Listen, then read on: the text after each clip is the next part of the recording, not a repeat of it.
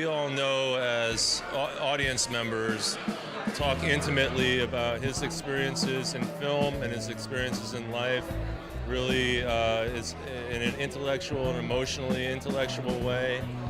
Was very heartwarming, and I feel like I learned a lot from this experience. For those of you who have seen the movie Boyhood, there's a moment at the end where, and this isn't giving anything away if you haven't, but this young woman says to the protagonist, you know how people are always saying, seize the moment. And she's like, I think there's something opposite at work, that the moment seizes us. Hearing Ethan Hawke and how he views the world and his career and life in general was a pleasure.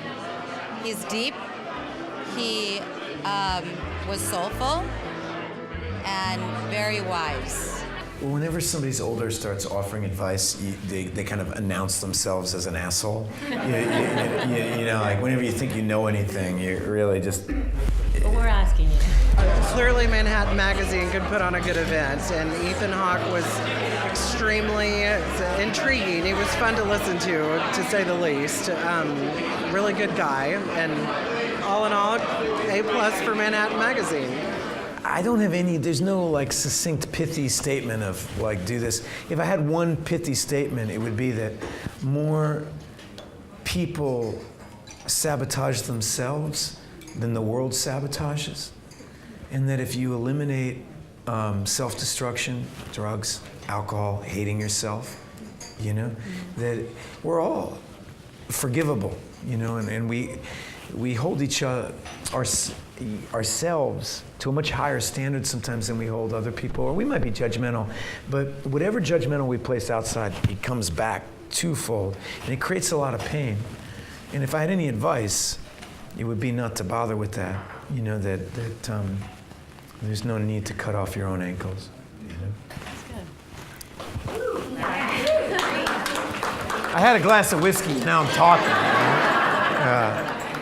Hey, that was really amazing, and Ethan Hawke was so generous to come and do that. We're very grateful for him coming. I think Manhattan Magazine is a fabulous publication, and I think that this was a really special event. I think Ethan Hawke is an incredibly articulate speaker and has so much passion and is very genuine. And I was lucky enough yesterday to get the SAG screener of Boyhood in the mail and watched it last night, and I'm so glad I did. It was an incredible movie. It was so genuine, and I'm really happy to be here. I see how the road is littered with warning signs. I kind of got hypnotized by him. And so I just started filming our conversations, and I would go to his apartment.